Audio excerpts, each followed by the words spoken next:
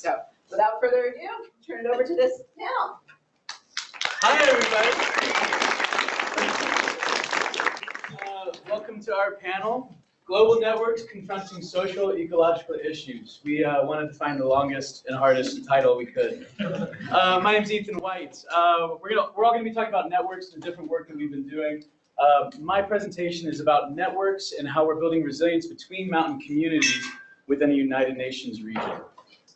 My name is Marilyn Warren, and I'm going to be talking about how Global Network can get data into the hands of those who are leading efforts to combat environmental and human health issues. I'm Ben Sharp, and my project is global in scale, and that it addresses changes in waterfowl migration in the Central Flyway, which goes across North America from the Arctic to Central America, and involves holistic wildlife management that transcends international borders. My name is Chris Weird, and I'm going to be talking to you about my project, which was a collaboration between me and some Mexican colleagues in order to study wind energy and community conflict in Oaxaca, Mexico. So when we established this group, the kind of unifying factor between all of us was that we've all worked internationally or continue to work internationally. And all these projects have some really cool international components to it.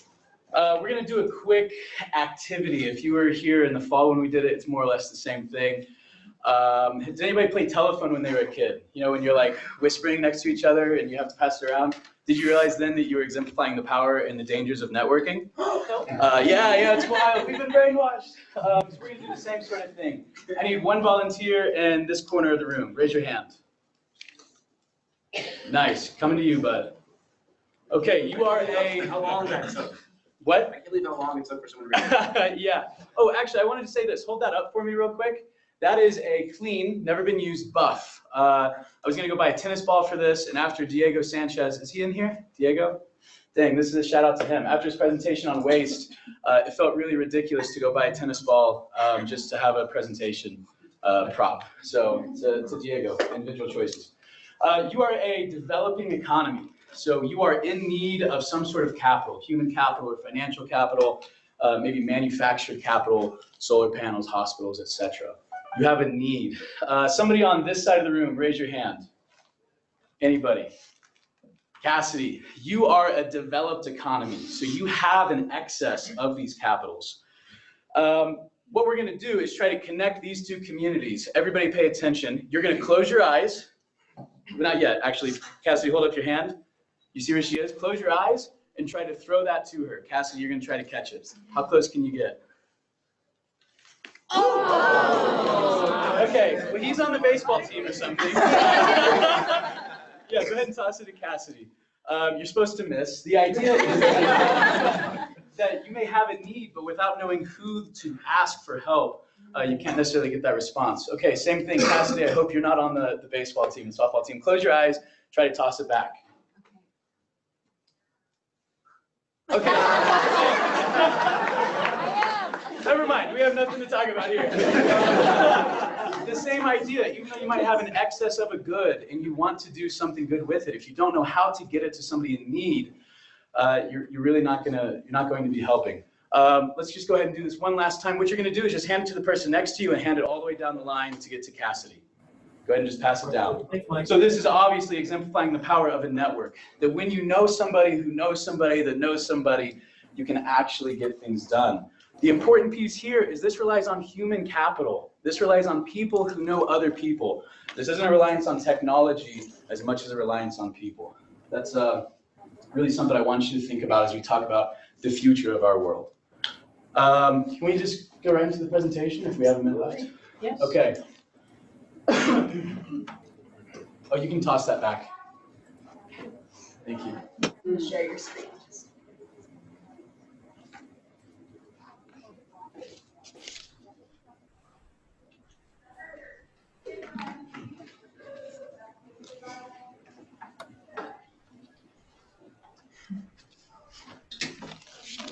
Awesome.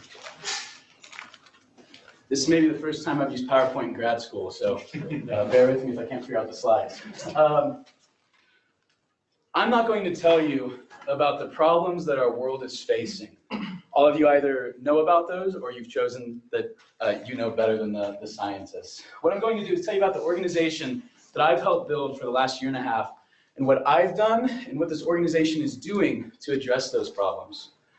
The structure of my presentation is going to be the why this matters to me and why this might matter to you. I'm going to tell you how I've done this work and then what the results actually are. I'm going to do it maybe a little unconventional of a way. I'm going to explain how these two flags aren't contradictory, how they exist on a continuum that exists with tension between each other. In fact, they rely upon one another. Everybody, hopefully, knows this is the Gadsden flag. Some political identities that are affiliated with it, not really what I'm trying to communicate here. This is the United Nations flag. Some words that I came up with describing these two flags. Individual versus collective. Autonomous versus unified. Local versus international, not only in the use of the flag, the geographic use, but in what it stands for. And the real kicker between the two, sovereign, both in their simplest form, identify with their camp as being the place of sovereignty, where decision ultimately lies. So we come to this, this juxtaposition, I would argue a false juxtaposition, between individual autonomy and collective well-being. That one has to exist at the expense of the other. It's a zero-sum game. I'm going to read you this poem. Some of you might know it as a way to kind of bring out some of these themes. You can read along with me, just do it quietly. This isn't church. No Man is an Island by John Donne. No man is an island entire of itself. Every man is a piece of the continent, a part of the main. If a clod be washed away by the sea, Europe is the less, as well as if a promontory were, as well as any manner of thy friends or of thine own were. Any man's death diminishes me, because I am involved in mankind, and therefore never sin to know for whom the bell tolls. It tolls for thee. What I want you to take away from this, no man's an island entire of itself. You're autonomous, but your autonomy exists within the collective. If a cloud be washed away by the sea, Europe is the less. The collective is lesser with the loss of your autonomy. These exist together. Any man's death diminishes me because I am involved in mankind. They're ends of a spectrum that exists together. I want you to listen for those themes as I do the rest of this presentation. This is Finding the Big Story of a Community. That's actually the title of this, not the flags. My name is Ethan White, and I'm presenting this on behalf of the Mountain Resilience Coalition. In 2002, at Rio Plus 20 in Rio de Janeiro, the UN got together and said, man, we got to talk about what's going on in the world. What's our status? Where are we at with everything? They decided that mountains were a keystone ecological system. Keystones, think of Jenga. The Jenga tower, if you pull one out and everything crumbles, that was a keystone piece. Mountains are keystone pieces to our world's ecology. So they established the Mountain Partnership. Mountain Partnership has 6 different regions. This is our region. A little screenshot there. North America, Central America, and the Caribbean. In this region, there are 81 million odd people. Majority of those live south of the US border, either Mexico or the rest of Central America. Of those 81 million people, FAO says that 60% are food insecure.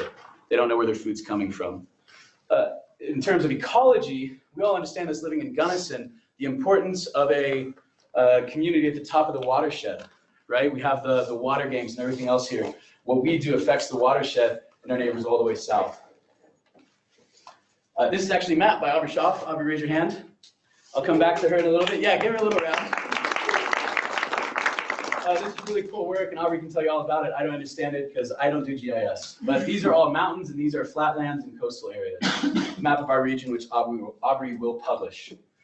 Mountain Partnership said, man, we got to have some people in charge of these regions. So they established chairs. Aspen International Mountain Foundation, I don't think they're here, but I think they're stepping in. Thanks for being here.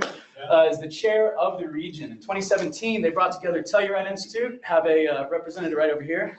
John. And here's people say your name. Thanks for participating. And Western School of ENVS, which is, I mean, everybody in here, but Dean Hausdorfer. Thank you. Dean Hausdorfer. So they all went to Rome and said, what do we need to do? What do we have to do to take care of this region? They said, well, we need to do a couple things. One, we need to understand what's happening in the region so that we can represent it at the international level. We can go back to Rome and say, this is what's actually going on. 2, we need to be able to connect communities within the region so they can benefit one another.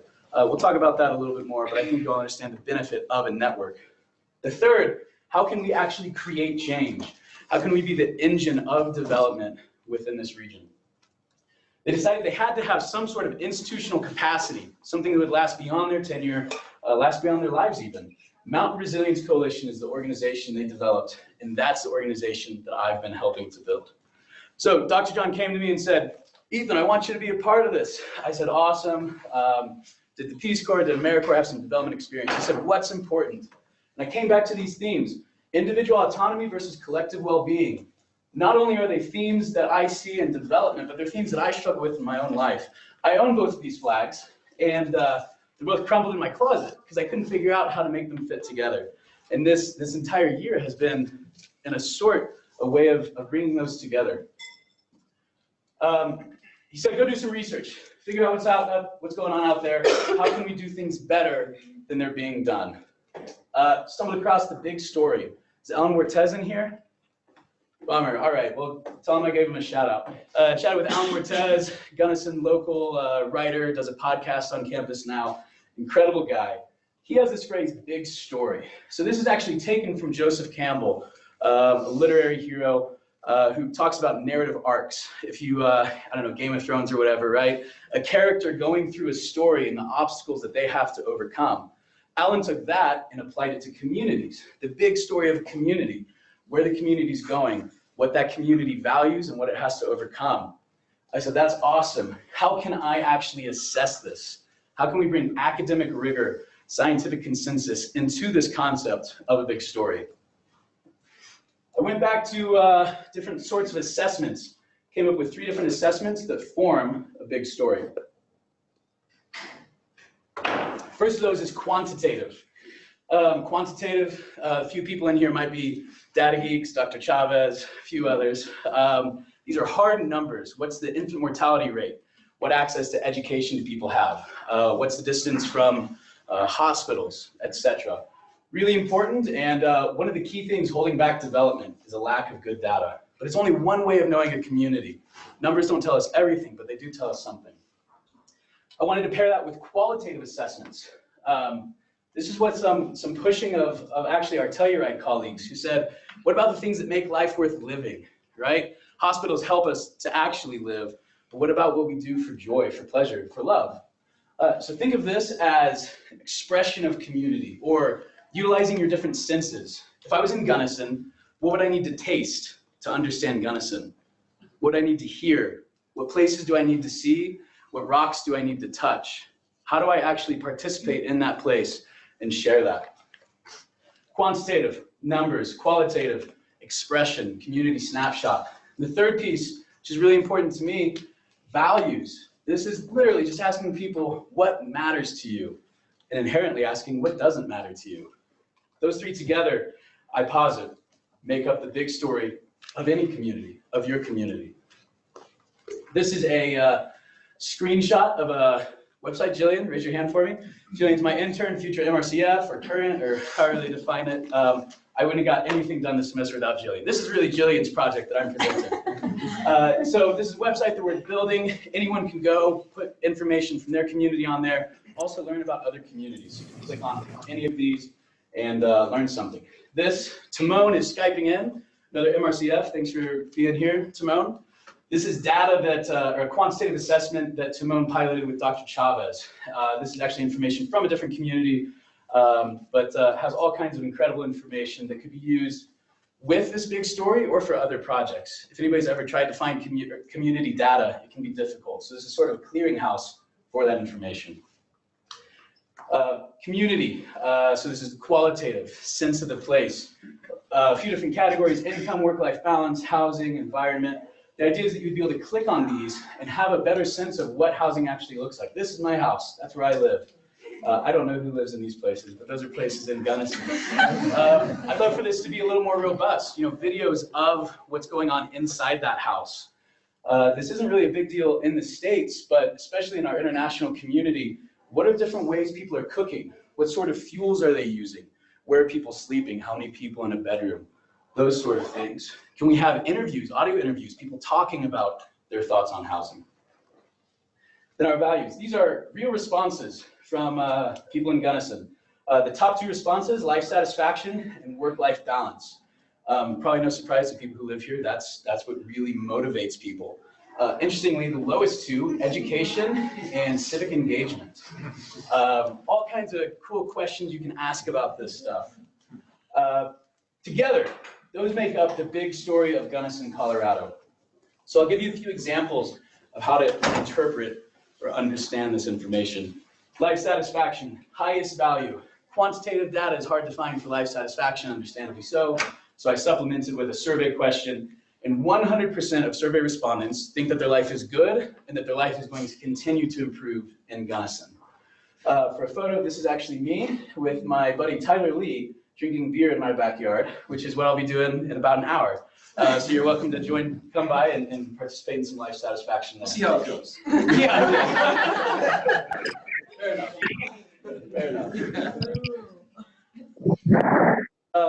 Opposite end of it, civic engagement, right? One of the lowest ranked. There's 13,906 registered voters. In the last election cycle, 70% voted, which is higher than the Colorado average and higher than the national average. So why are we doing so well in something that matters so little? Interesting question asked. I don't have an answer.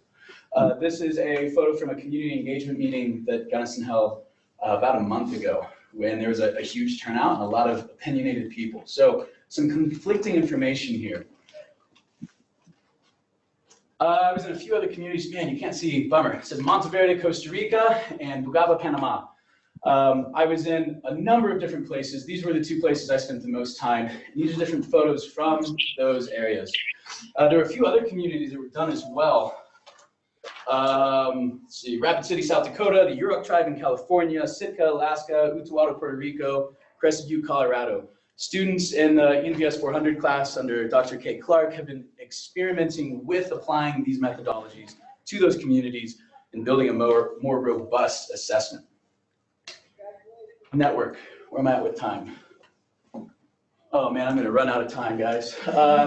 This is one of the things I did as well, was create a map. On this map are the different communities involved in the MRC, the active Mountain Resilience Corps fellows, and practitioners that I and others have met along the way. So this is one of those ways that we can actually help create those networking channels for communities and for people. Our communities, this is actually an incomplete map. There's 20-something communities. We're at 25 communities that the MRC has either contacted or been contacted by. And people are in various, or those communities are in various stages of participation. But 25 in a year, people get this. When I was in Central America, I didn't have to explain. I thought I'd explain the benefit of a network and this and that, and they just kept saying, yeah, we get it. How do we participate? How do we get in? How do we get on the map? Really incredible.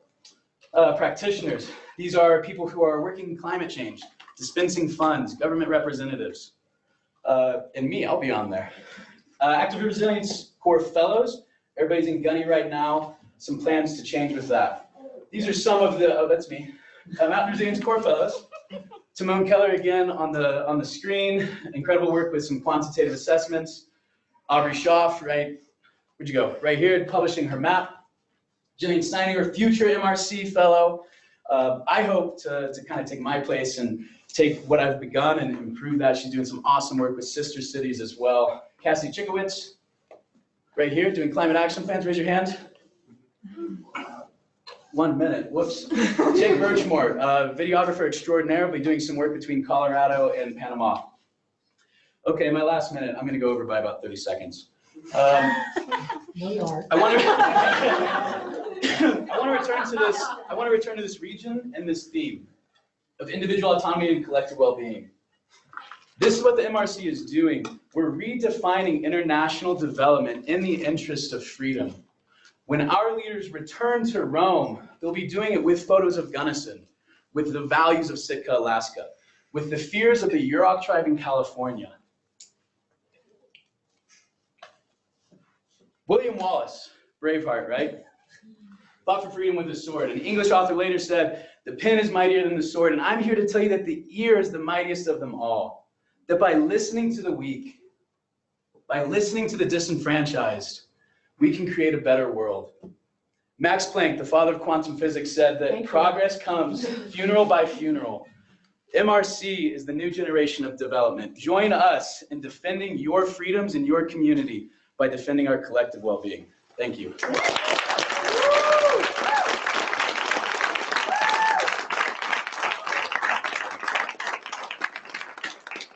said you were running out of time there, Ethan, but you got 5 more minutes. So you're running out of time right when you were talking about the network and how it's going to kind of grow on its own and take off. Can you talk about how you researched that and what recommendations you have? Yeah, I'll answer that. You got 5 minutes for that question, so go ahead. I'll just do it quickly. I'm a huge fan of open source data and open source work. So everybody's used Wikipedia. If anybody's a programmer, GitHub is a really cool example of international communities working together to build something that they actually need, right? The information we need from Wikipedia, the programming we need from GitHub. So my vision for the MRC is to be something like that, a clearinghouse for development work. How can we put calculators in there to understand, again, using the data that we've collected to help build a more robust identity for that community. We have the value proposition that communities want. They want access to information, to human capital. All we have to do is build a platform where people can access it. And that's what Jillian and I have been working on with this website. Okay. Yes. Both the house dwarfers, 2 in a row. Wow. You can't bring up story and not have me ask you a question. So you talk about a big story. You talk about Joseph Campbell. And what I'm trying to understand is, where is story? Because if everything is story, then story doesn't mean anything. So if data is story, if a video interview is story, if walk through your backyard to watch you drinking with Tyler Lee, then his story, then nothing is story. So for Joseph Campbell's story was a very specific thing, right? With certain challenges and helpers and bad guys and innermost caves. And you got cut off in your time, you were moving across and you were headed to story, and then Sally kindly cut you off. So what was gonna happen? What were you gonna say about story, and what makes something story versus, say, big holistic picture or deep Zen-like understanding? What makes something story? Sure. So it's a good question.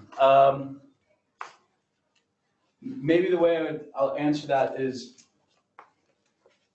a community is inherently something that's unfathomable, right? It's an infinitely complex organism. Each of us are.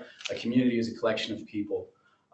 So the story isn't, as I'm describing it, meant to be a holistic understanding in order to apply an intervention.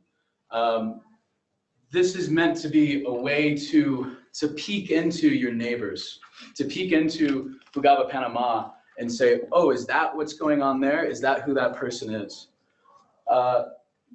By taking these different assessments and doing them over a period of time, we're finding a trajectory of that place, but it's always being viewed through the people in that place. So this isn't me telling Bugaba where they're going. It's Bugaba saying, this is where I'm headed. How do you want to participate? Yes. So I saw that people really leading this MRC is Aspen, Telluride, and Western. How can we make it so that there are more of these countries within, I mean, that's just one country, and particularly just one state within that country. How can, is the MRC planning on having a type of decision-making board with more representatives from different places? Or how can we include other countries and communities in that decision-making factor so that they have equal weight? Sure. So that's a great question. That was actually a big piece for me, was how can this be something beyond just North American communities? And I think it would actually challenge one of the first assertions in your question.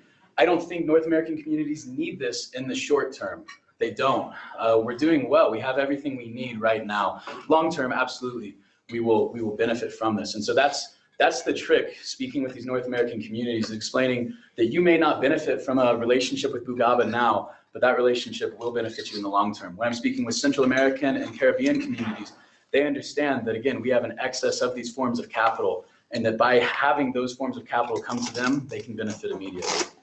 So it is a question of democracy and utilizing those relationships. I guess maybe to answer your question very specifically, the more open access people have to anything in this network, the more democratic it will be. One last question that's really fast.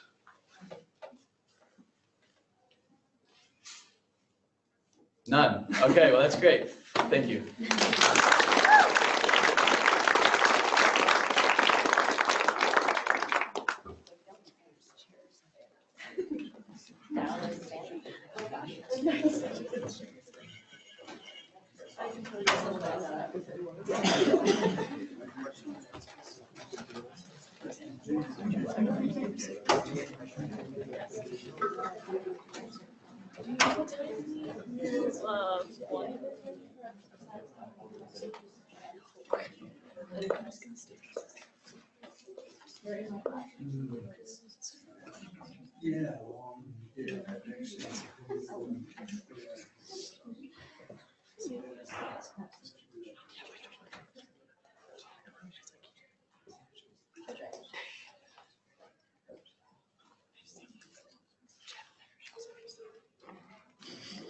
Technical difficulties. One moment.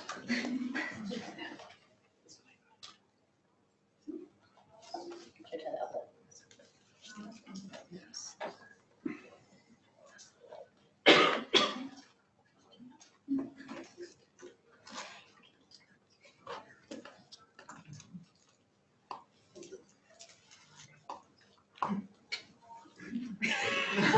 Okay. Awesome. Wonderful to be here. This is so exciting to get to this point. As I said, my name is Marilyn Warren, and I am going to be talking to you today about how a global network can get the information into the hands of the people who are leading issues like antibiotic resistance or combating illegal timber harvest, and how a lot of the people here in this room are part of that network. So before we get going, and before I tell you about my project, which was turning Adventure Scientists, this organization I've been part of for 6 years, into a fundraising machine, I wanted to just get a gauge on who's here in the room with me. If you like to surf, raise your hand. And keep it up. And climbers, anybody? Mountain bikers. You can keep up your hands. Hikers. Awesome, great. Cool, so this should resonate with all of you. So before I continue into the nitty-gritty of exactly what my project entailed, I want to orient you to Adventure Scientists and who we are as an organization. I, like most of you in this room, love to recreate in the outdoors, and that's my happy place. I got an anthropology degree from Boulder, and after college spent most of my time working seasonal jobs. This is me with some friends in Moab. And, you know, it's fulfilled by dog mushing, by horse packing, by doing all these things that brought me into the outdoors. And I realized as I spent time out in these incredibly wild and incredibly hard to access places that I was being really selfish. I wasn't doing anything to give back to those places or to participate in protecting them so that they would be there for my kids and their kids and their kids. And that's when I found Adventure Scientists. And this is 60 years ago. I joined the team.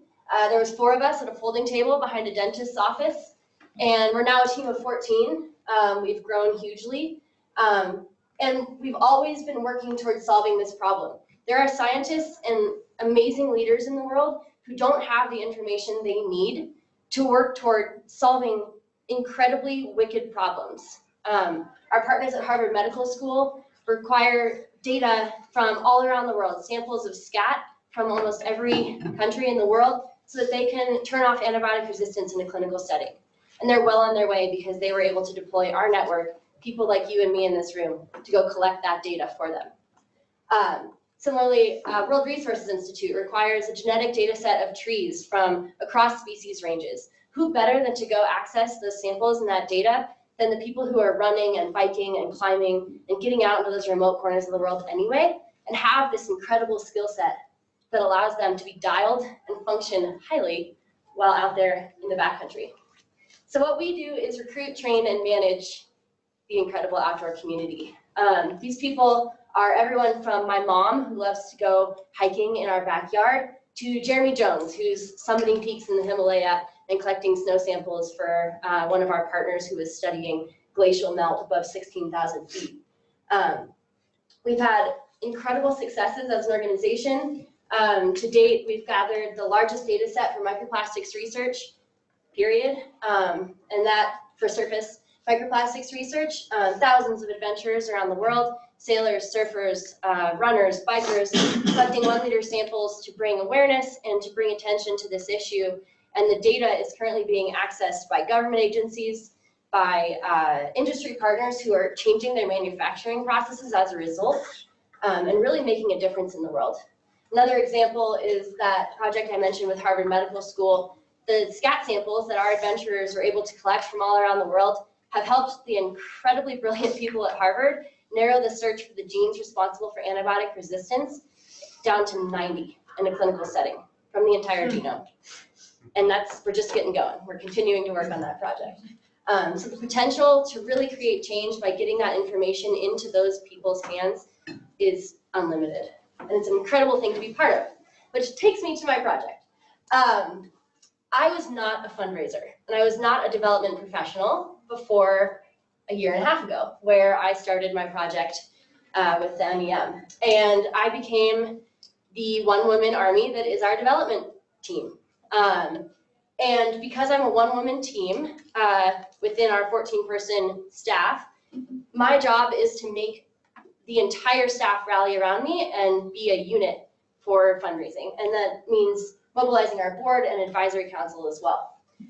So I'm going to take you through 3 different buckets that I worked in. Just overview. The first and foremost was creating strategy and rolling it out to the team and getting buy-in and motivating and making sure that that strategy was being adopted and adopted well. Second, I'm actively fundraising. So I'm on the road constantly engaging and building our community to further our mission, and simultaneously building out our systems so that we can manage all of this growth well internally. So starting with that first bullet, the strategy. We launched an $8 million raise to scale our organization a year ago. We've achieved $2 million of that to date. So we're on track and we're doing well and we're gaining momentum. The goal for this raise is to make it true that anywhere in the world where any of you go adventuring, you could participate in an adventure scientist project and do something really meaningful while you were there. We're not there yet. We don't have a great snow project right now. That kills us because we have snowboarders coming to us and skiers coming to us all the time asking what they can do. And we just don't have that well-aligned project in place yet. So we are not capitalizing on that resource. 8,000 people are coming to our website almost every week, and we're not harnessing that enthusiasm as well as we could be because we don't have the projects in place. So this $8 million raise will let us do that. We think that with a portfolio of 10 projects, we're at 4 now, we'll be far better at engaging everyone who wants to come work with us and get you all out in the field more effectively. In alignment with that $8 million raise, what I did was build the strategy on how we were going to get there. So our team of 14 and our board of directors, which is an incredible force, one of whom is in Dallas, most are in the Silicon Valley, and a few are, one is local in Bozeman, Montana, where I live. All of them have the skills and the care to help us get to that $8 million goal. A lot of our team and the board and our advisory council weren't sure exactly what steps to take. So I wrote our first fundraising plan for the organization. This is a lovely light read, a 24-page document that outlines how each person should be interacting with our fundraising in every capacity, whether it's our intern or our board chair. And then I led trainings for our team as well to make sure everyone's on the same page, get our messaging really dialed, working with our communications team to do that. And these are continuing. I'm setting individualized development plans with each board member every year and supporting each team member to make sure they're hitting the goals that they do set. On top of that, I'm actively fundraising, so I'm on the road constantly. I am in New York, I am in San Francisco, I'm all over the map, attending incredible conferences with brilliant people and just getting to talk about what we do, which has been a huge growth opportunity for me to learn to articulate why I care about this organization so much.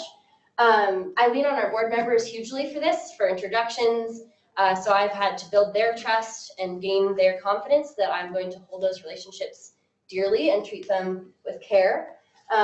Within that, I've gained incredible mentors. So not only in the creation of this development plan, but in my career, I've been able to access through our board just amazing people who are leaders in fundraising who have taught me so much about best practices and how I can improve.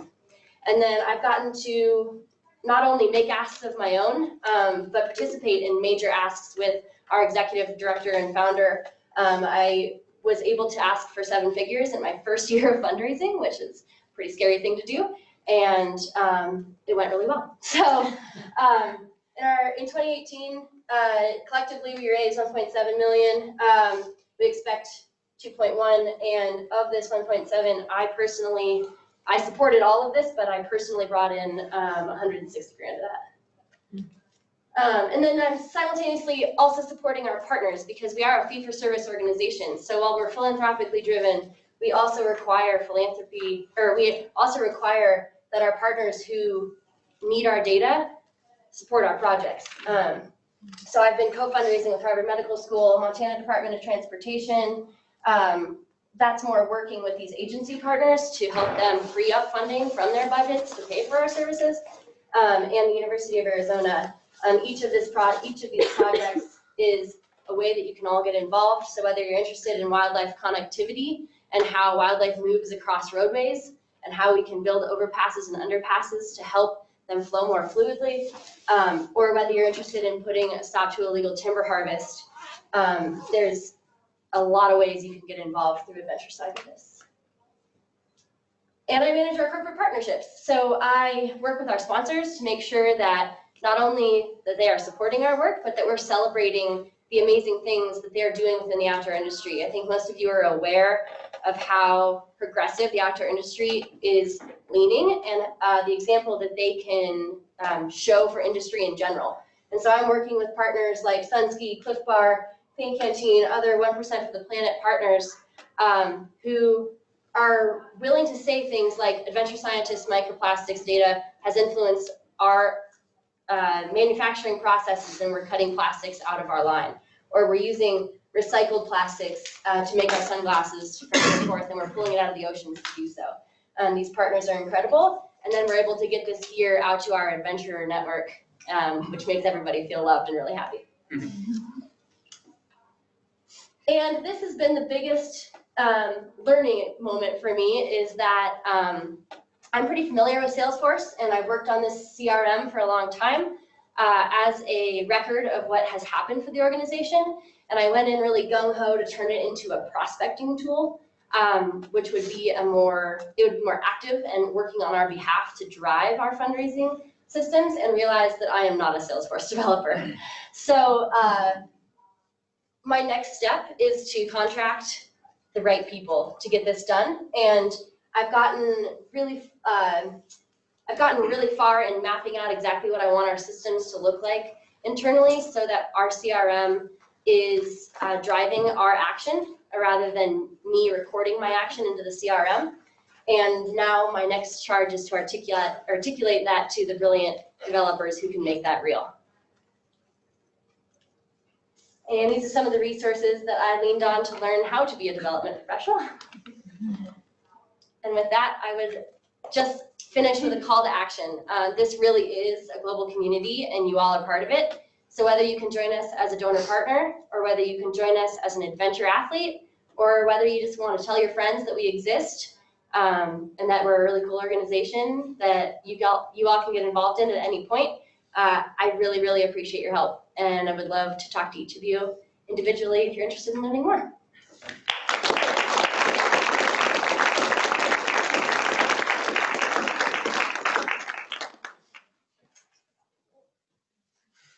If you could elaborate on what the $8 million is being used for, like how much is going to salary, how much, like what are you spending it on? Yeah, I don't have the buckets memorized, but the general gist of it is that it's going to bump up our general operations, broken into areas like being able to seed projects that might not otherwise get off the ground so that we can build momentum around those issues, which then allows us to fundraise once we've proven the model on those different projects.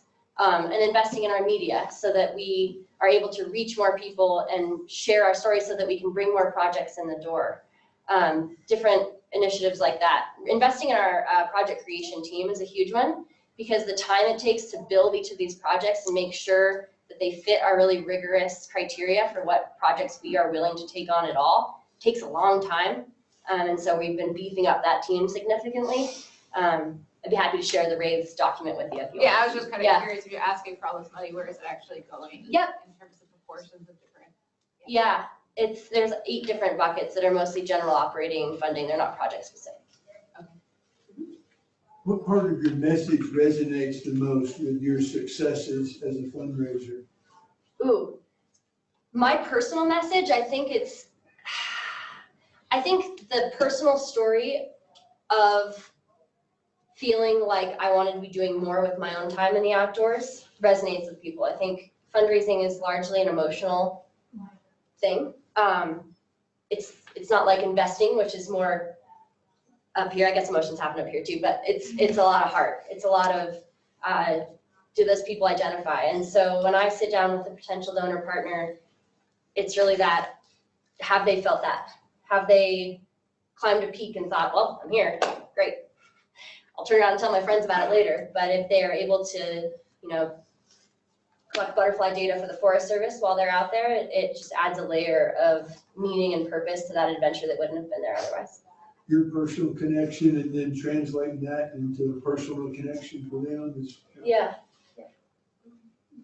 Can you kind of explain your story of how you grew so successfully? Because you said you started in the back of a building with Sure. 6 people. Kind of, give us that storyline a little bit. Sure. So when I joined up, I actually started as a volunteer. I was counting bison up on the American Prairie Reserve in the middle of winter, which is a whole nother story, for adventure scientists on one of the projects, and then came into the office when there was 4 of us. We were doing a lot of different things. We were actually a matchmaker at that point, so we were doing one-to-one introductions. We have an adventure athlete going somewhere. We know a scientist who needs data from that place, and we were connecting them, and realized that was not as efficient as building projects that had a clear and tangible path towards a conservation outcome as a result of us collecting data. Was previously data limited, so we're not going to collect data on climate change. Climate change is happening. We're not going to move the needle forward by showing that. And that there's a clear need for our network. So we really whittled down our portfolio of projects to meet those 3 things, which allowed us to scale our model to these larger 6-figure and 7-figure projects that we're running now. The outdoor industry right now is facing this huge challenge of being more inclusive and broadening, the population that's in there. Is there anything that adventure scientists are doing to bring in that inclusivity to the outdoors?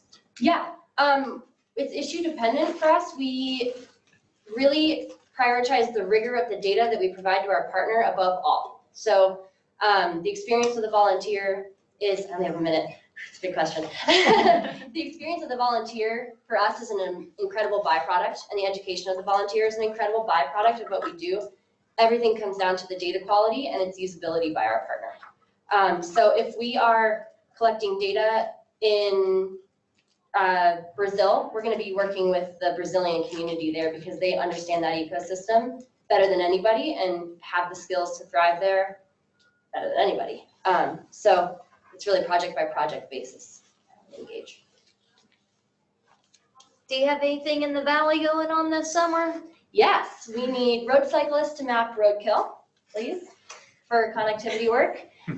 We need folks out collecting butterfly data for the U.S. Forest Service so that they can manage lands around high mountain meadow biodiversity.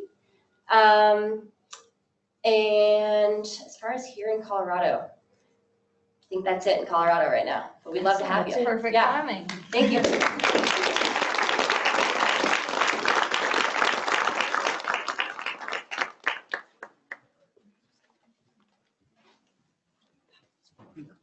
Pretty interesting, diverse stuff. Yeah. Last year it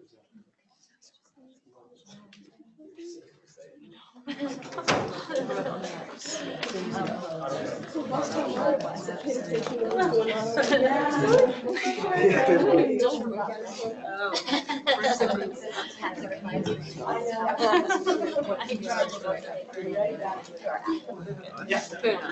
we go. Alright, my name is Ben Sharp, and my project is Trends in the Fall Migration and Winter Distribution of Waterfowl in the Central Flyway. This is a project I did assessing historic data sets provided by the U.S. Fish and Wildlife to look for trends in data and see how things are changing over time. So that's my project sponsor, Dr. James Tabosky. He's the Central Flyway representative. I actually got in contact with him from an MEM class where we were asked to get a real data set and do some real analysis for an agency. So I had some previous connections with the Fish and Wildlife Service. Both my parents had previously worked for them, and I had worked for them as well. So I reached out to Jim, and he had this idea about looking at correlations with climate data and how it's impacting waterfowl migration in the Central Flyway. That's him with a Drake mallard in eclipsed plumage. So it's molting, that's why it doesn't have that normal green head you're accustomed to seeing with mallards. So just a little bit of story of myself. Those are both my grandpas. Waterfowl hunting is a tradition that's been passed down in my family for generations. It's something that everyone in my family I know has done. That's my dad on the right, me and my mom on the left. And it's really how I got a connection with nature. Hunting with family and being outdoors really made me passionate about the environment and led me to the MEM program and wanting to protect it in any way I could. That's a picture of me banding a Canada goose in North Dakota. So I've turned my passion into what I'm trying to do for work. I've banded geese with North Dakota, ducks with the Minnesota Department of Natural Resources, and mourning doves with the U.S. Fish and Wildlife Service. So just to talk about my study area. So my study area is the Central Flyway, that lime green area in the middle. It goes from the Northwest Territories of Canada down through Alberta, Saskatchewan, North Dakota, South Dakota, Montana, Wyoming, Colorado, Nebraska, Kansas, New Mexico, Oklahoma, and Texas, on down through the Central Highlands of Mexico. There are some species like teal that migrate as far south as Central America, and some species like white-fronted geese that get as far north as the Arctic. And the Central Flyway is home to the Prairie Pocket region, kind of in that area. It's one of the most important waterfowl production areas in the world, making it a very important flyway to study.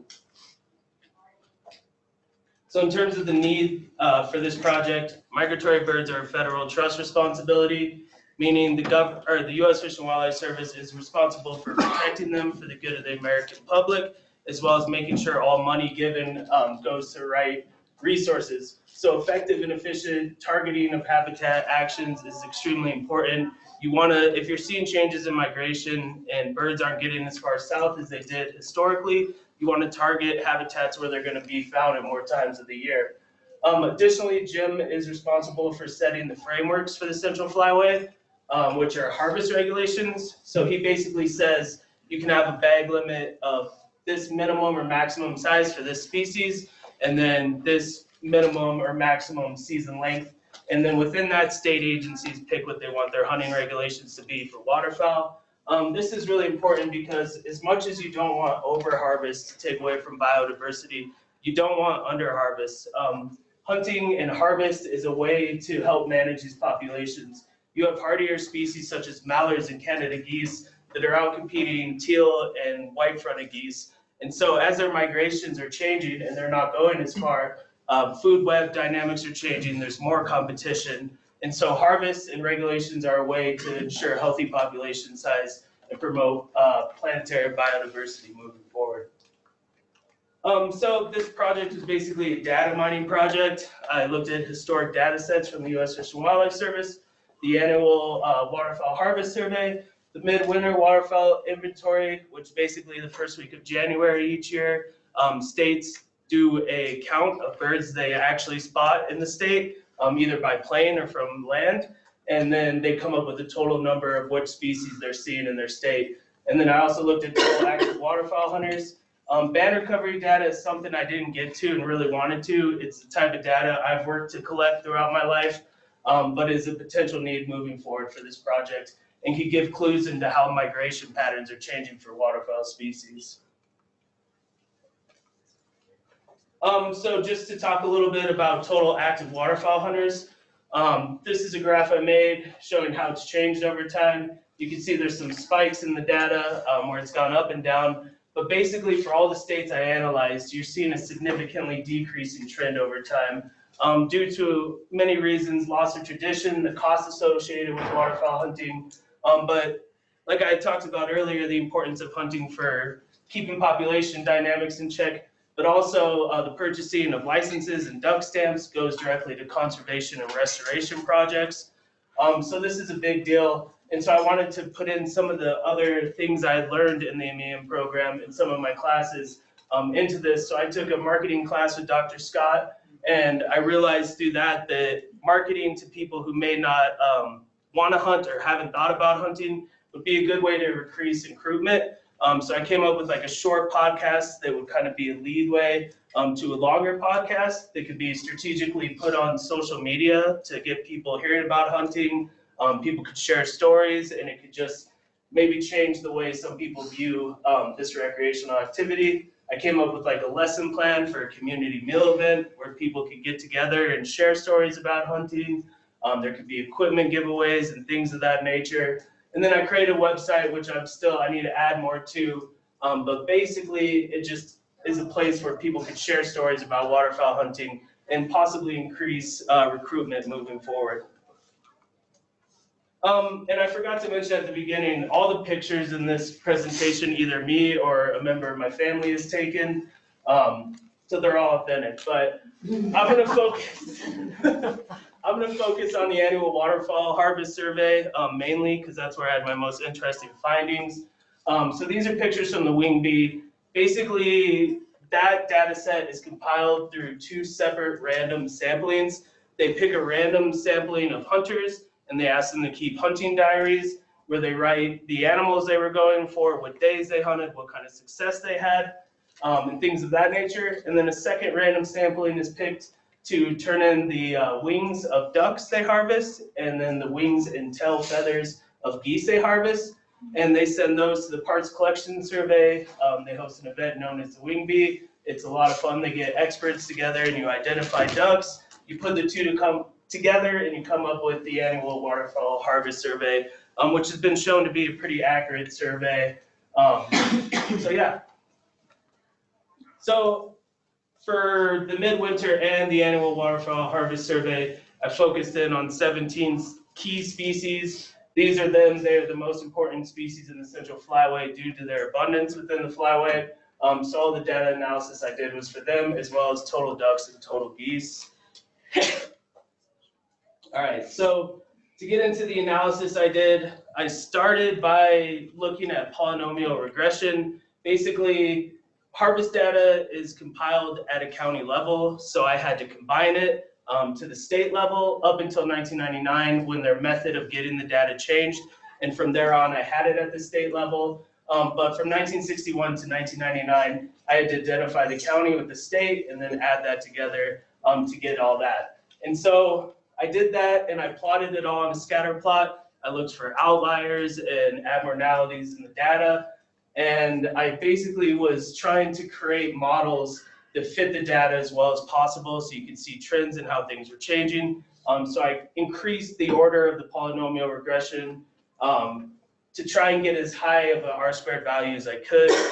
But basically those models were overfitting. I was basically just creating line graphs.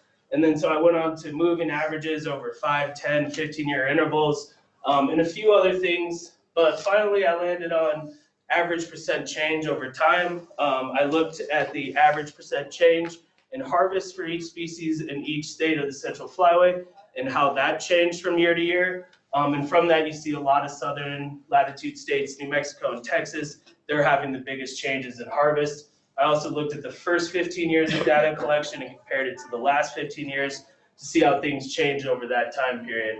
And then through talking with Dr. Coop, I came up with this idea for doing a kind of comparison, simple linear analysis, where you take a trend line and you do linear regression over the entire data set, and then you do one for the most recent years of data collection. So this is for total duck harvest in the central flyway. You see a moderately significant increasing trend over the entire data set, a little bit more significant increasing trend in the most recent years. So this one I put on just because it was kind of interesting and led me to my next idea for data analysis. So this is New Mexico total goose harvest. You're seeing a strongly correlated, significantly increasing trend throughout the entire data set. And in the more recent years, you're seeing that more random distribution. And so I was actually talking with a few retired Fish and Wildlife Service employees about why that random distribution may be happening and ways to analyze the data to maybe get rid of some of that random distribution. And through that, I came up with proportion analysis, which is where I got the most interesting findings of this project. This is like a lot at once, but I'm just like putting it up to like show the patterns. So basically what I did is I looked at the proportion of mallards harvested in Colorado. And so each year I got what percentage of mallards were harvested in Colorado compared to the other 10 states of the flyway. And I took those percentages, put them on a scatter plot, did linear regression, look for change over time, and got R-squared values. So for each one of these, there's a linear regression graph that corresponds with it. For the R-squared values, I use Cohen's method of significance, where anything under 0.08, not significant, 0.13 to 0.26 is considered moderately significant, and anything 0.27 and above is strongly significant. So green is showing a significantly increasing trend, red is showing a significantly decreasing trend. And when I first started looking at this, you could see patterns. North Dakota, significant increases. Oklahoma, significant increases. South Dakota, you got significant decreases throughout most of it. In Texas, where the highest proportion of harvest, most waterfowl species are harvested in Texas. And you're seeing the trends not changing too much. Significant decrease for mallard, significant decrease for wood duck. And so I talked to those retired Fish and Wildlife Service employees about what this could mean. I came up with a pretty simple map to show just like one line. So this is just this line for mallard. So it's a pretty simple map, but the interpretation of it was pretty fascinating. And I couldn't have done it without them because their knowledge, they had a lot more knowledge than me on it. But basically what you're seeing is mallards, their migration is changing and that they're getting hung up in two areas they historically didn't. So you're seeing them get hung up in Prairie, Canada and in North Dakota. Basically, if you're looking at climate data since about the mid 80s, early 90s, you're seeing frost is pushed back about 30 days to where it is now. So it's happening more around December 1st. So what this has done, it's not only changing the migration pattern, but it's changing the way they migrate. So these mallards are staying on their breeding grounds a month longer. They're getting in better physiological condition. They're eating, they're getting fatter. And so when they're migrating quicker than they did previously. So you see North Dakota, the proportion of mallard harvest increasing because they're getting hung up there. South Dakota and Nebraska, where they would normally stop through there more often, you're seeing these better physiological condition. They're actually moving through quicker than they did. They're still undoubtedly stopping there, but you're seeing that proportion go down because of that. And then they're getting hung up in their second place, which is Kansas and Oklahoma, where historically they'd make it down to Texas, but open water and food sources correlated with warming temperatures, you're seeing them get hung up here. So that's why that proportion of harvest is increasing. This is just a quick comparison. Texas to Oklahoma, you see Texas, that strong significant decrease in the proportion of mallards harvested. So this is another interesting thing I found. Saskatchewan, Alberta, significantly increasing trends in harvest. And what you're seeing is Missouri, where they're getting hung up in those mid-latitude states. They're going over to Missouri. There's a lot of rivers that lead there, and ducks want to go there. So they're getting hung up in Missouri, Kansas, and Oklahoma. So I did the same thing with geese. You could see a lot of significant trends, which is an indication that climate change may be impacting their migrations more. When looking at total goose harvest, you had strongly correlated trends for all 10 of the states. You're seeing kind of a similar thing here and here with decreasing trends. So in conclusion, I just want everyone to think about their favorite animal, whatever it is, if it's a deer, if it's a fish, if you love to fish, species you like to catch, a bird like me, whatever it is, and what the disappearance of that species from a landscape might mean to you. For me, if I was growing up in Texas and we're seeing less birds get there, maybe the connection with nature I have today that ultimately led me to the MEM would have never been established. So with that, thank you very much for being here, and thank you to everyone that helped me along the way.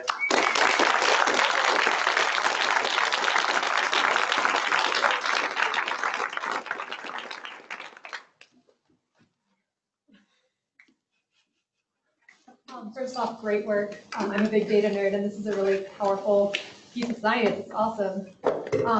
What other species do you see this being applied to like most effectively? Because like I understand the power of using it for migratory species, right? Yeah. I don't know. Do you think it has applications in other, like especially like hunted species? I think it definitely does. I think especially with migratory and animals that hibernate, that's where you're seeing climate change is having the biggest impact. And so it kind of depends what species you're looking at, but I think similar things could be done with elk, looking at their migration and things of that nature. And there's a lot more that I could do too with this, more correlations with climate data. I just tried to get through as much as I could, but there's a lot of applications for looking at harvest, looking at those counts, and seeing how temperature changes and precipitation changes are impacting it. I love the idea of the podcast. Yeah. I think it's a great idea. Did you started already that podcast? So I like wrote the script for it. It hasn't been recorded or anything, but I got it. Yeah. Do you know if there is any podcasts about hunting? There are some that I've found. Yeah, they're mostly negative. So that's why I kind of got the idea. I was listening to one about trophy hunting, which is very different than this kind of hunting. And I was thinking about a way to kind of spin a positive light on it and a way to maybe make people not maybe change their mind, but maybe change their mind, or maybe people that don't have an opinion on it to have a better viewpoint of it. What do you think this kind of information is going to do to permitting systems? Like, will they distribute less permits in Texas and more in Kansas, or do you think they'll try to distribute it so you can get more waterfowl back down into Texas? Or? So I think it's going to have it could have a big role on depredation permits. Right now, North Dakota issues a lot for Canada geese. They're like out of control. Their population's just exploding. So they're already basically doing this. They're giving out depredation permits more than they have historically. Basically, that's where farmers are allowed to kill them as long as they dispose of their bodies properly. But I think that's where you could increase depredation permits in some of those northern latitude states. Because really with Canada geese, with their population, there's a lot of species that are not going to be able to outcompete them. And if their migrations are getting shorter, there's going to be losers in the change in migration. So that's what you want to look at, and you want to maintain that biodiversity for sure. For the leg tag data that you were excited about but didn't get a chance to get to, yeah, what would that show us, or what's so cool about that? Band recovery data is similar to harvest data. So band recovery, when I was like 8 years old, I banded a mourning dove with my dad at Chatfield State Park, which is on the Front Range of Colorado. So you have that data point, where you banded it, what day you banded it, and it was harvested like 3 weeks later in Mexico. And so that was like the first one I ever did, so I always remember it. But you can have those two data points to see this is where it started, this is where it was, this is the time frame. In terms of data analysis, I'd have to look at it, and yeah. Awesome. So I don't know if that was like a citizen science or community science project that you were working on with your father when you were a kid, but yeah, are there like other like community scientist projects similar to like what adventure scientists do that involve collecting data like that? I'm not really sure. That's when my dad was working for Fish and Wildlife Service, so he like took me out with him. I'm not really sure because I mean, to ban Canada Goose is quite an ordeal. Like, you have to get 3 boats, and they beat you up. Basically, they have like claws, they like are scratching you with like stagnant pond water, and like the scratches don't heal for months. And they bite you, and they have like elbows they throw at you. So it's like, I don't know. Yeah, depending on the species.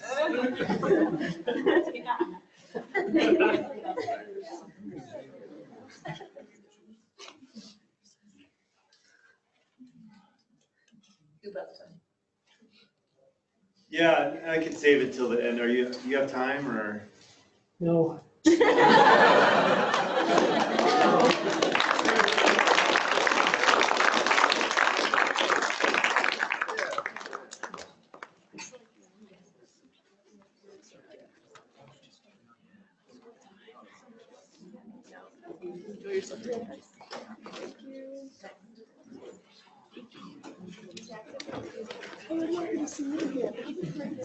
I'll try to find. Oh, wait. I thought you were saying tomorrow morning. Oh, yeah, me too. Ready? Hey, here we go. All right, thank you all for being here today. My name is Chris Werre. I'm going to be talking to you about my MEM project, which is Wind Energy and Community Conflict in Oaxaca, Mexico. I also want to thank my previous panel members for setting the bar so high. I really enjoyed everyone's presentation. So, I'm going to give you a brief rundown of what I'm going to be going over here today. I'm going to talk about my experience in the MEM, how I became interested in this field, some of the planning phases that led up to my project. I'm going to go through my project and then discuss some of the results of my research that I found with you. So, at the beginning of the MEM, I became very interested in the field of sustainable development and displacement. Displacement of people from the development projects, and I was lucky enough to be invited by Professor Luke Danielson to attend the 2018 International Network for Displacement and Resettlement Conference in Oaxaca, Mexico. My time there I spent as a note taker and kind of a general assistant, would do anything that most of these experts needed, but really it was a great opportunity for me to expand my professional network and to learn a lot about this field of sustainable development, particularly displacement from some experts in this field. And so that's kind of the professional experience I got from it. A cultural experience I want to share was the last day of this conference. We had something called a kalinda, and what that is basically you hire a giant, these puppet things, and yeah, big band, and you have a big parade and celebration and dance through town. It was just an awesome cultural experience to kind of see and get in with Oaxacan culture. My main intention of attending this conference was to continue, like I said, network building, but find a partnership to continue my MEM project. I wanted to work in the field, and like I said, I wanted to work with a foreign country or a foreign community, but I just wasn't sure in what capacity I would be doing that with. So attending this conference kind of helped me to, like I said, establish connections and develop this project. A result of that was my partnership with Emilio Hernandez and the Imagination Movement for Social Reconstruction. We decided that I wanted to go to a foreign country. I wanted to identify a big problem and say, how can we address this with my project? So what we identified as the big problem was the new international airport in Mexico City and displacement as a result of that. So we were going to write up a survey that had to deal with quality of life after displacement from this airport project. Unfortunately, towards the end of that planning phase, the conditions in the area kind of fell apart, and we decided it wasn't safe to proceed with such a sensitive topic at the time. So we had to kind of change gears, and we looked at Oaxaca and looked at other major development projects that were happening in the area. And this right here is going to be called the Isthmus of Tehuantepec. It's commonly referred to as the ISMO, and so in case I refer to it as the ISMO in the rest of this presentation, that's what I'm referring to. But this has some of the greatest wind energy potential on the planet. The National Renewable Energy Laboratory has estimated that the ISMO could have an installed capacity of up to 33,000 megawatts of electricity, which is an insane amount of electricity. Currently, there's only about 2,000 turbines. When I say only 2,000 turbines, that is still an insane amount of turbines. And the reason that this is such a productive area is because of the geography. And also, it's kind of located right here between the Atlantic Ocean and the Gulf of Mexico. This produces strong wind conditions on a year-round basis that are consistent for wind energy production. So we're going to zoom in a little closer now, and this is actually the Istmo. What's really important here is to understand the cultural makeup and the economic makeup of this area. So Oaxaca is one of the poorest and most marginalized states in Mexico. About 60% of Oaxacans live in poverty, and an average income in the area is about $8.28 a day. In terms of education, they are also marginalized in that they have some of the highest rates of illiteracy, about 16% of the population of Oaxaca, and they're incredibly diverse. There's 13 different indigenous cultures in Oaxaca alone. And I'm going to be speaking about the town of Juchitán de Zaragoza. That was the town where I decided to create my project, and this town actually has one of the highest densities of indigenous populations in the country at about 85%. So again, this is a very economically disparate and ethnically diverse area. And so again, this is the town of Juchitán de Zaragoza. To give you some scale, it's about 75,000 people. It's the second largest town on the Istmo. And I want to show the scale of these wind farm developments that are happening here. If you can see these lines, these roads that have these little dots on them, when we zoom in on those are actually the turbines. Like I said, I think around, outside of Juchitán, out of the 2,000 turbines, 1,000 of them are outside of this town. And so we chose Juchitán because it has some of the largest developments. It has the oldest developments. They go back to 1994 in Juchitán, and they've also had some of the highest amount of conflict and opposition to these wind developments. But again, I just want to show you how vast and immense these development projects are around this area. If you go outside, all of this land is mainly agricultural land, but you can see there's very little that is not within close proximity to some of these turbines. So now we'll actually kind of get into what my project consisted of. We did a big literature review on this issue on wind energy and community conflict, opposition, and why the opposition was happening to wind energy. In this literature, we kind of realized that there is an immense amount of research, and there's a lot of understanding of what has happened. There's a lot of people who have come before me to this area to try and understand what's happening. So what we decided, what was much more appropriate, was to create an approachable guide and to conflict and opposition in this area to give it for the audience of both communities. It could be energy companies, it could be local government officials. Really, the scale was just to be applicable to anyone, just an approachable guide to understand what's going on. And so what we did, again, we did the literature review, but I wanted to get some hands-on experience, I think, when working with foreign and indigenous cultures, working personally with them and experiencing their cultures, their value systems, like Ethan said, is going to be incredibly important to understanding what's happening in the area. So this interview process, we decided we didn't want to get just one side of this argument. We wanted to get the resistance members, members from the electricity companies, the wind companies, the Zapotec people, the indigenous communities. Really, we wanted to get everyone in this survey and understand what was happening there. Further, protection of our participants was extremely important. We did not want to have an energy company official give an opinion and then, be at loss at work the next day or something. So protection of these participants was incredibly important. Surveys were anonymous, they were voluntary, they were allowed to leave or have something not answered with no fear of repercussion. We followed all the guidelines that we could. And one thing you'll notice about my presentation is that there's a lack of photos of me doing interviews, and that's for a reason, to protect these participants' identities. And last, I want to mention here, this project and this investigation was not to be a knock on renewable energies. It's not to be a knock on renewable energy transitions, but it's a way to look at some of the weak points and what has given rise to opposition to these renewable energy transitions. And so some of the results, the major things I found was that, and again, these results are on a community conflict level. These results are things that I found that's producing conflict within the community. The main things we found was privatization of land was going to be the biggest one. The perception of foreign interest from the very beginning of these projects and issues with consultation and free prior and informed consent. So we'll get right into that. First thing is, a lot of this land, if you saw all of that agricultural land around the town of Wichita, it's all the Hitho land.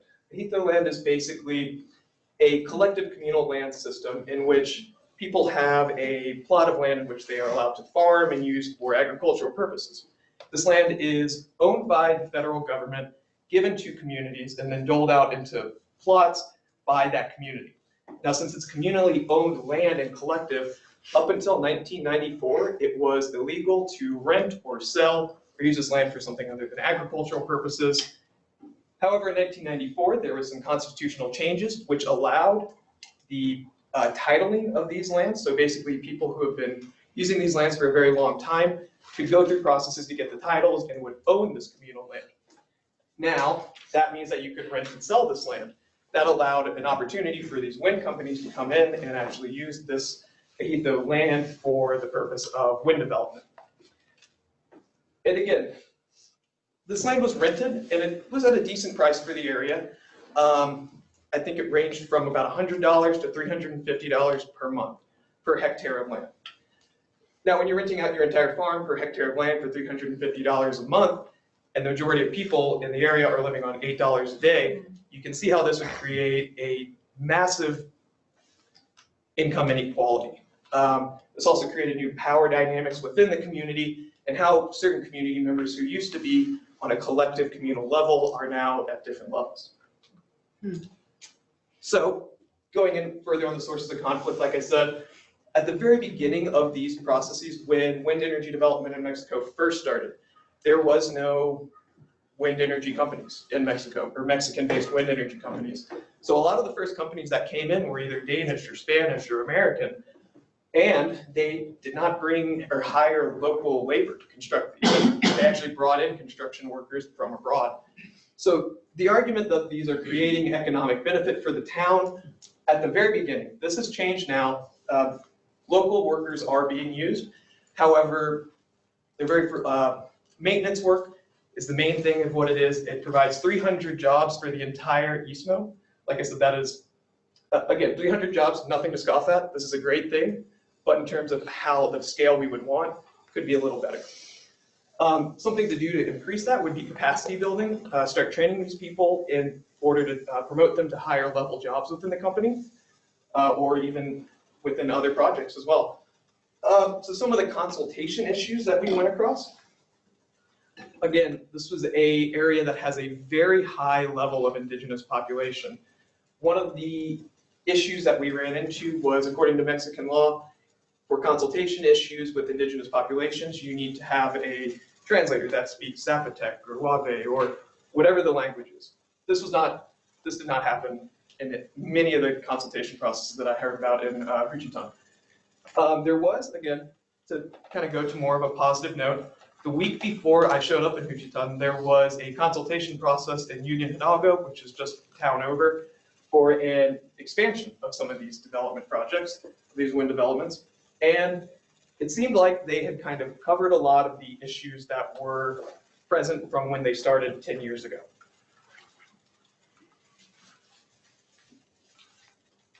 And so, some quick recommendations. Like I said, I didn't want to go into this project in this field and go in and just experience community and say, hey, here's all these problems, enjoy. I wanted to come in and kind of create like a toolkit. Like I said, the aim and scope of this paper and investigation was not necessarily at an academic level. Well, it was academic level, but I wanted the toolkit and recommendations to not only be useful for academics who are going to do future studies or only for high-level energy companies. I wanted these to be used by affected community members who needed some tools to react if there was going to be a new wind park coming in, if they were going through the consultation process. I wanted to give local, one thing I gave was some internet workshops on open government data to try and increase transparency. The idea of that, again, was so if there's a local government official who wanted to increase transparency and wanted to, one of the things you can use for transparency is open data, putting all of your data and your documents and things online, giving them accessibility. And so that takes technology training, and I put some workshops on there. Again, The idea for these recommendations was not to only just be an academic source, but also for community level people, government people, whoever needed anything. And so I'm going to go on. I just want to thank everyone that was involved with this. I want to thank Luke Danielson for piquing my interest and helping me continue some of these connections. I want to thank Sally Thode for keeping me organized and on track through this whole process. I thank Jess Young and the Global Sustainability Track, and especially the MEM Global Sustainability Project Fund. That's what helped me get to Oaxaca the first time and really what set the ball rolling on all of this. Emilio, if you're here today, I'm not sure, I can't see you, but if you're here, thank you so much for everything. It's been a great partnership with you. Can't wait to continue what we're doing here in your imagination movement. Mario, thanks for being a great guide and translator. My parents, thank you so much for being amazing parents. You're beautiful and have been supportive my entire life, especially in these past 2 years. And the MEM in Western Colorado University, I've had an amazing experience with you all. I can't wait to see us in a couple days and the next students next year and where we go from here. Thank you all. I have some sources for you. And do we have any questions?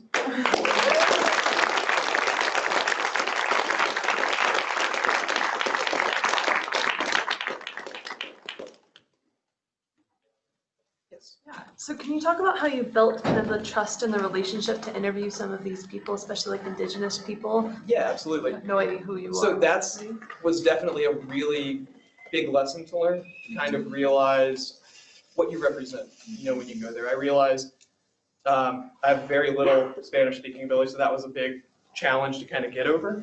But knowing a few words, trying things, that helps a lot.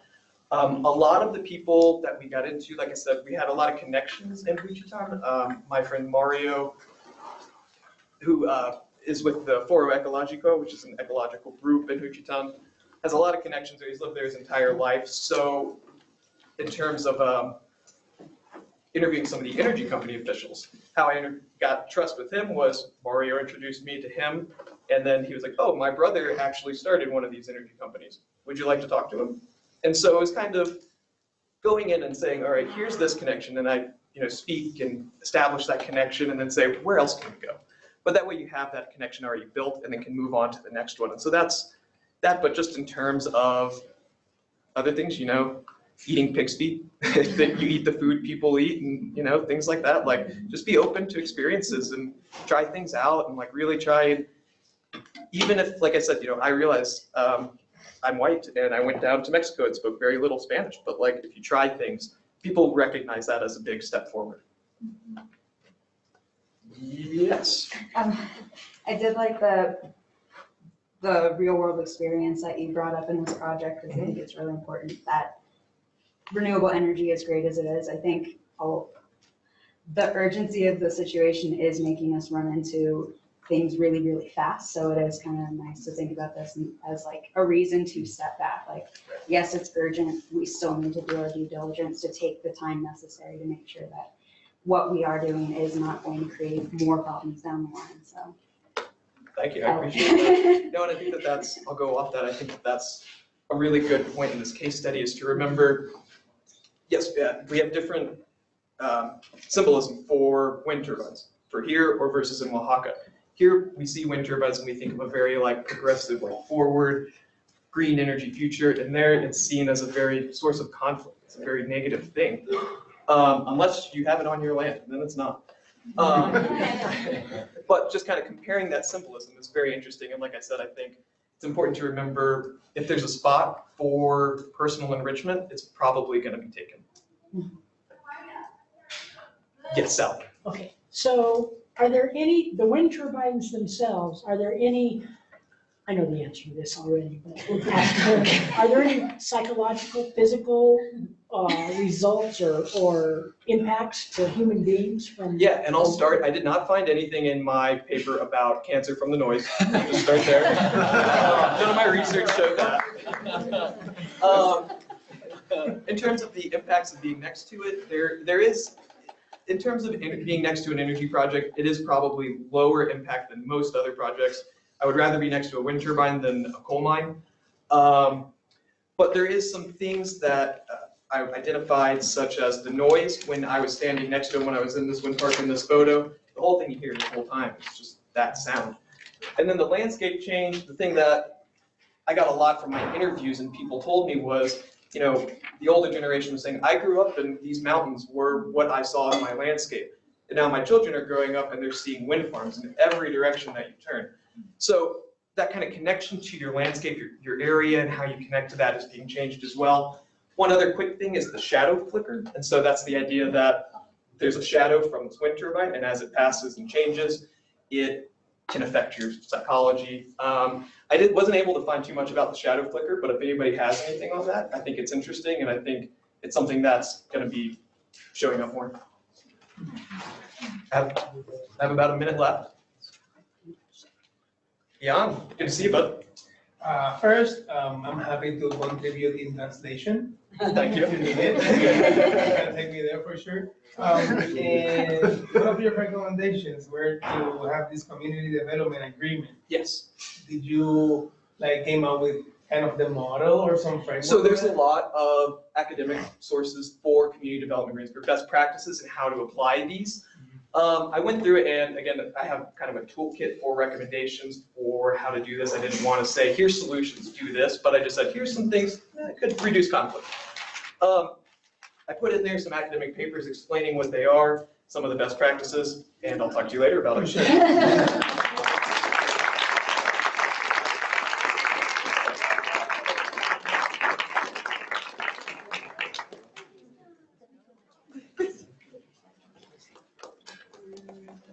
Okay, questions for the entire panel? Cross-cutting questions.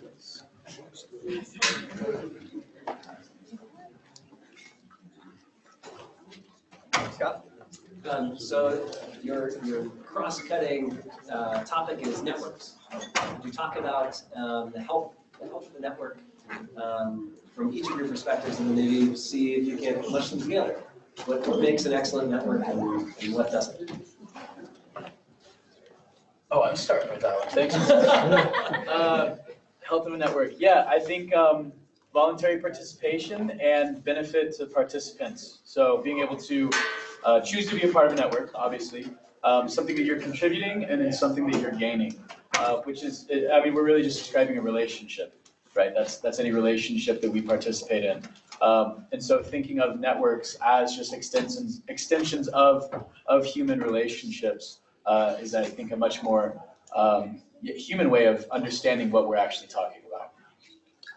I think with globalization and the more we are connected, I think the more disenfranchised individuals feel from one another, and the more we can harness the connections that we do have to a global community as well as a national and local community toward things that are good and things like volunteerism. I think it is a way of reframing that hyper-connected society in a positive and beneficial light, which probably helps some of those feelings of disenfranchisement. So for the Central Flyway, I think it's holistic wildlife management that transcends borders. When you're talking about a wildlife species that's migrating, they're not seeing these boundaries that we have that fracture the landscape philosophically to an extent. They're just migrating where they need to migrate. So Canada, Mexico, the United States, Central America, everyone needs to work together to ensure overharvest isn't happening anywhere. And so when you are setting these hunting regulations, you're not getting overharvest and they're not being set for basically nothing where they're gonna get overharvested somewhere else. And then within just Jem setting the frameworks for the Central Flyway and the 10 states within it, information sharing is definitely the most important part to the success of that network. Making sure all data is shared and there's a reason behind every framework he's setting, and then the state agency understands that and is following it to an extent. I would say respect and understanding, respect for the other members or other chains in the network. When I went to this conference about the displacement, it was really interesting to see some of the world, really experts in displacement and resettlement kind of arguing, going back and forth. But at the end of it, it seemed like there was kind of a respect and an ability to, the idea, even if it was an argument, it was still pushing something forward that we could go forward from that. So kind of respecting the rest of the chain. Yeah, I'm curious how you guys went from like your interest into a deliverable project. Like, what did you just take your interest, see what needed to be done according to the research that you'd done in your first year or whatever, and then like kind of shape your project around something like that, or did you what? Like, how did that process look for you guys? You're talking specifically about within the MEM. Yes. I can go first. Because I was embedded in an organization already, I looked to my team there and asked my team, what do we need to be a more successful organization, and how can I tie my work to my schooling? Because to balance a full-time job and the MEM, it's pretty important that you do. Yeah. Word. And so that was a really effective way of like interviewing the team members, and that was a reoccurring theme. We don't know what to do when it comes to fundraising, which led me to saying, geez, it sounds like we need a development plan at this stage in our growth. And I went forth. So for me, my project kind of came about through the program. We were asked to get some real data, do some analysis with it, which I think speaks highly to this program. A lot of work you're doing, even in class, you're actually getting something done almost all the time. And so from that, I had an interest in migratory birds. I'm kind of a nerd about them, so I just automatically went to the U.S. Fish and Wildlife Service and was very lucky because it's definitely like a dream project for me to get to work on.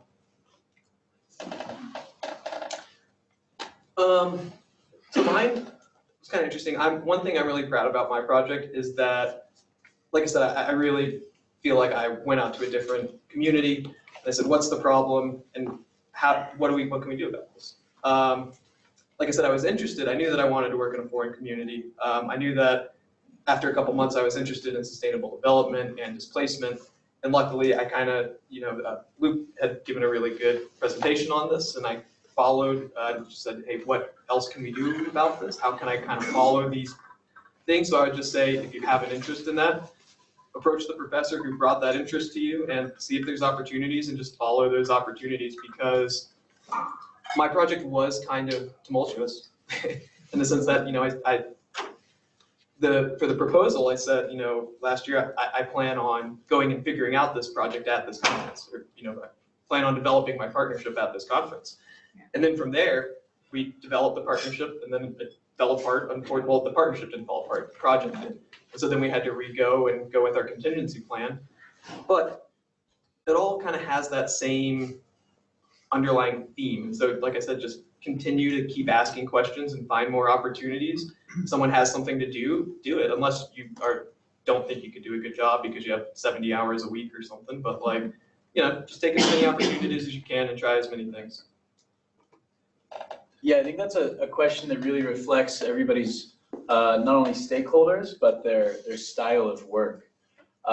So like Chris, the way my project kind of developed was just continually trying different things and starting with different outcomes and then checking with stakeholders, and they'd say, no, that doesn't make any sense. And then I'd be abroad and I'd be doing something else, and the people in that community would say, we don't want this. So then okay, let's not do that. And then just constantly readjusting.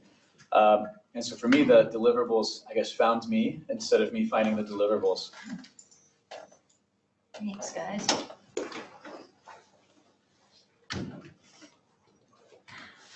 Ben, are you publishing your work, and the rest of you, do you guys have anything like that you're working towards? So I would love to publish it. There's a lot more work that needs to be done. I kind of underestimated just how much time it'd take me to organize all the data. So I didn't even get done probably half of what I really wanted to. But I actually was talking about this with Dr. Mark Vertiska. He works for Nebraska Game and Parks. And he thought it was really interesting because Nebraska is kind of one of the losers in the mallard migration changes. They're losing a lot of mallards in that state. And he had kind of floated the idea of if I was interested, he works closely with the University of Nebraska. So maybe continue it in that way and try and find the really interesting stuff and come up with a publication. That'd be like a dream come true, but I don't know. We'll see. My development plan will be a working document that will remain internal to the organization and be reworked. So I created a 1-year plan because we're still changing and evolving as a pretty young organization. And the idea is that I will reevaluate it in a year and hopefully bump it back to be a 3-year plan, et cetera, et cetera. We have time for one more question, Dr. Coopers. Oh, well, my question was originally for Ben, but I think it does have kind of universal applicability. I was thinking about the trends you were observing and thinking there's probably a great opportunity in there for sort of continued education about, hey, climate change is a real thing. And there's a lot of people in a lot of red states up and down that flyway that I think, where I think climate change seems sort of an esoteric abstraction that may not have direct impact. So I was thinking about that with your project, and I'm wondering if there's opportunities for that sort of reciprocity of these networks. So not just here's what I learned from the network, but getting that information back. And then maybe that can speak to all of your projects as well. Like, you know, are these adventurers, are they seeing the outcomes of the science that they're producing? And, you know, across the board, you know, how can you make it such that, you know, we're learning all this information and gathering all this information from these networks, but, you know, how can we return that information to them? Yeah, well, that's a great question. It kind of reminds me of that video I sent you about Missouri. They're talking, or Arkansas, where they're talking about where the bird's gone. And it was a podcast where hunters were talking about not seeing as many birds, things of that nature. So I think when you're thinking about those states that are kind of the losers in terms of migration and like where the birds are, it's important to get that information out so that people understand why things are happening. And for my project, a lot more correlation with climate to kind of show that that's the overarching, because there's a lot of things that can impact changes in harvest. So I think getting that information out and letting people know why they're seeing changes, and especially after you identify those states where harvest is really going down and changing, Texas, New Mexico, and South Dakota in particular, will be extremely important, because that's really what's most important about this project, I think, is getting that information out to the public and letting people know why they're seeing changes, and kind of giving a purpose to it. Any of you want to jump on that, or are you going to let Ben have the mic drop? That was perfect. Let's hear it.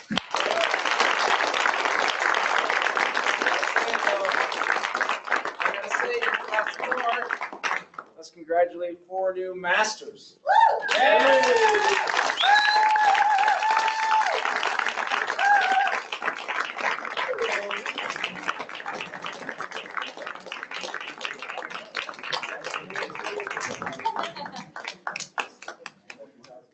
We're gonna do a quick changeover in our panel with a real short break. We have 10